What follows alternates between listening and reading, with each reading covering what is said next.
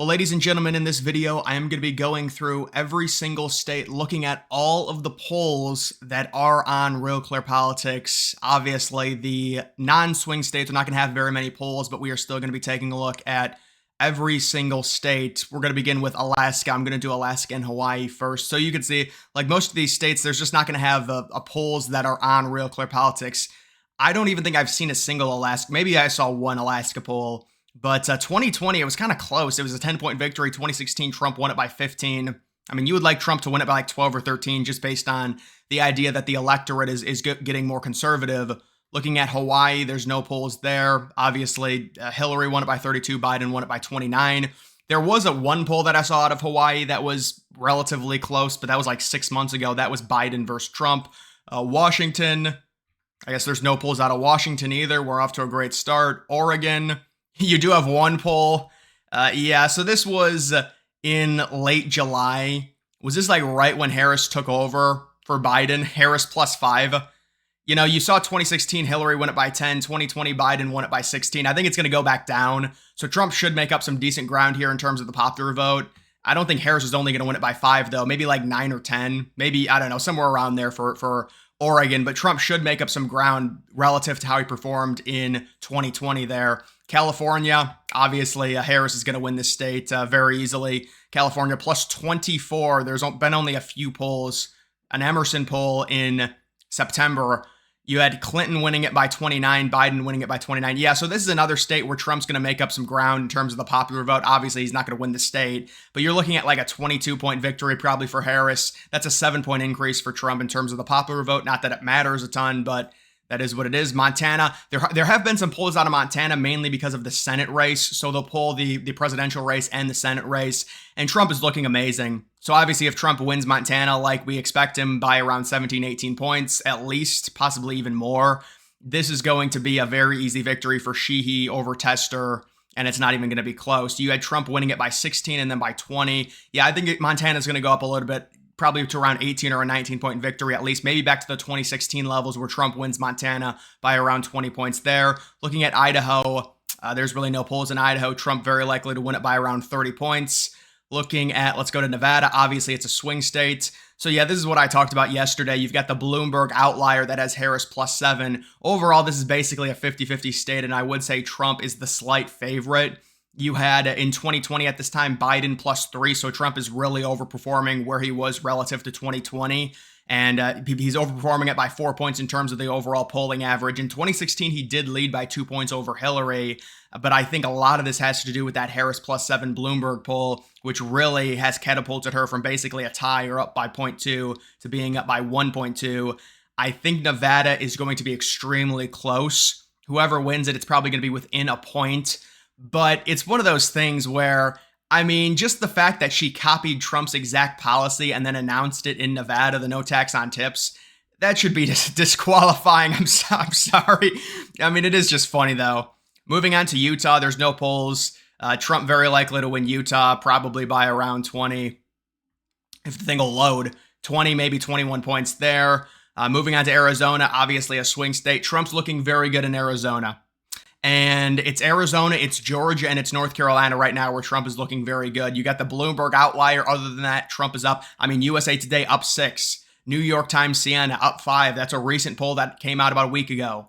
These are really good numbers for Trump. He's trending positively right now in Arizona. Arizona's looking very good, obviously an important state. New Mexico, kind of an interesting state. People thought, well, maybe it could be a swing state. See, this is the problem with Real Clear Politics. They don't put in polls. I know Rasmussen just had a New Mexico poll that was like +7. I saw another one that was +8, but neither of them are in here.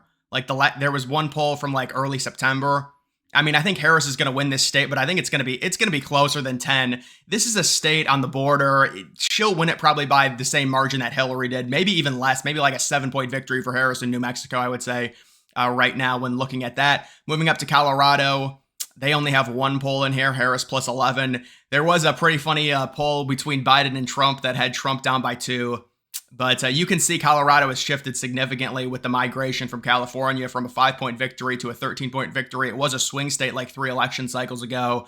But I would say at this point, probably an 11 or a 12-point victory. They've gotten more people from California And if Trump can even cut that number down based on how many people have left California since 2020, that would be really good there. Wyoming, I'm guessing there's no polls. Yeah, Trump's going to win the state by like 45, you would expect. North Dakota, I'm guessing there's no polls. Trump's going to win the state very easily. South Dakota, maybe there's one poll. I thought I saw a poll out of South Dakota, but they didn't input it here. You've got Nebraska, statewide Nebraska. Trump's going to win that very easily. Obviously, we'll do the districts right now. So the one district, or do they not have the one district here? They only have the second district because that's the potential swing. Yeah, I'll be honest, this district does not look good for Trump. I know people have been talking about it, possibly Trump flipping it back. It doesn't seem like that's going to happen. Not that it's a big deal because it's a very small populated area, but it seems like it's shifted more to the left. I've seen several polls that have Harris up pretty comfortably in it. And this was a district that Trump won by 2, but then lost by 7. So it was like a 9-point swing in the span of 4 years. Again, it really doesn't matter. It's one electoral vote. This is why we wanted Nebraska to be winner take all. It is what it is, but it doesn't look very good for Trump right now, if I'm being real about it when it comes to that state. Moving on to Kansas. This is the state that liberals are obsessed with flipping at some point because it is getting like more liberal. I don't know why they're so obsessed with it. It's Trump plus 21, Trump plus 15, probably Trump plus 13 in Kansas this year. It'll be slightly more liberal. It's only 6 electoral votes. You do have Oklahoma. Only Trump plus 16, a Sooner poll. Yeah, Trump's going to win it by a lot more than 16, but there is one poll that has Trump up by 16 there. Texas, this is a very big state, obviously, for Trump to maintain. Very good polling numbers, pretty consistent, plus 5, plus 6. And we would like to see Trump win this state by at least 5 to 6 points. You don't want to see it get closer. 2019, he won it by 9. They cut into the lead by about 3 points. You'd like to see Trump expand it a little bit. I mean, you did have, this polling was a while ago. This University of Houston plus 13 was a while ago, but still, I think if Trump can, this is the problem. The problem is there was a migration from California to Austin and into those, the suburban cities as well. A lot of liberal people move there and they do not change their ideology. They are still liberal. So it's going to, undoubtedly you would think it would get slightly bluer just by that factor. California is losing population. Illinois is losing population. New York is losing population. A lot of them are going to Texas and Florida. So those states, and they do not change their ideology. They will leave the places, but they'll still vote liberal. That is the problem that we're seeing. We've got Louisiana. Yeah, Trump's going to win Louisiana probably by around 20 points. Arkansas, there's been one poll out of Arkansas. Actually, it was kind of recently, Trump plus 15. That's not we would expect Trump to win it by a lot more than 15. Some of these polls are just, they're a little bit off, it looks like. Missouri, Trump plus 10. Yeah, Trump's going to win it by more than 10 points as well. That was an Emerson poll. I remember when people thought Hillary was going to win Missouri. Same thing with Iowa. Des Moines. Wow, what is this poll? Well, this has Kennedy as 6 points. Yeah, Trump should win Des Moines, or Trump should win Iowa by probably around 8 to 9, which is what he, 2016, they thought it could have been a swing state. 2020, nobody believed it. It's really obviously not a swing state at this point. Trump's going to win it pretty much guaranteed. Right now, Real Clear Politics does have Minnesota as a swing state, although I would say Harris probably is the favorite. Did they take that poll out of the average? Wow. There was a plus 8 poll in here. They didn't add it? I thought there was oh no, that was a plus 6 poll. Yeah, so this average is pretty low, 4.7 based on where we were. Like you can see Hillary won it by 1 and then Biden won it by 7.2. Now it's at 4.7. I think, is it a state that Trump's going to win? Probably not, but I do think it's kind of like maybe next up in terms of chances. Wisconsin is a pure swing state. It's basically tied right now. You've got the Bloomberg plus 3, New York Times, Siena plus 2. I think Wisconsin, based on how it polls and how Trump polls in Wisconsin, he's looking pretty good when you compare him to 2020 and 2016. You could say, well, the polls have corrected themselves. I doubt it, honestly. Moving on to Illinois. Maybe they've corrected themselves slightly. This is another state where Trump should pick up some popular vote like numbers. You can see Hillary won it by 16, Biden won it by 17. I think, Kamala is going to win it probably by 12, probably by around 12. So Trump should perform about 5 points better in terms of that state. Moving on to Kentucky. Yeah, Trump's going to win Kentucky very easily. There's no polls there. Tennessee. I could have sworn there were some polls out of Tennessee, but they don't have them in here. Mississippi. There's going to be no polls out of Mississippi. Alabama. No polls out of Alabama. Indiana. One poll out of Indiana. Trump plus 17. Yeah, Trump will win it probably around 17, 18 points you would expect. Ohio, I would expect Trump to win Ohio by probably around 9 to 10. I mean, this is a remarkable difference when you compare how conservative Ohio's gotten. You had the polls in 2020, and the polls were way off, but still, Biden plus 3.5 compared to Trump plus 8.2. That's like 11.5 point swing in the span of 4 years in terms of the polling. It really is remarkable. But yeah, Ohio should be a very easy Trump win, maybe 9.5, 10. He won by 8 in both 2016 and 2020, so maybe a slight more Republican state to where it gets to 9 or 10. That's what I would expect for that. Moving on to Georgia. Trump is looking pretty good in Georgia. You had the Fox News poll that had Harris plus 3, but other than that, seems like a very similar situation to Arizona, where Georgia right now is trending towards Trump, which is very important. Obviously, you win Georgia, you win Arizona, that's 27 electoral votes. Those are extremely important swing states. You also do have Florida. Trump looking good in Florida right now, 6-point lead. Obviously, it's a state he's going to win. I do think it's going to be by around 7.5 to 9 points in terms of Trump's victory based on how conservative it's gotten with all the migration, with what happened during the pandemic, really in 2021 to 2022. The state got really conservative. We saw the midterms. It was ridiculous. Rubio won by like 16. DeSantis won by like 20.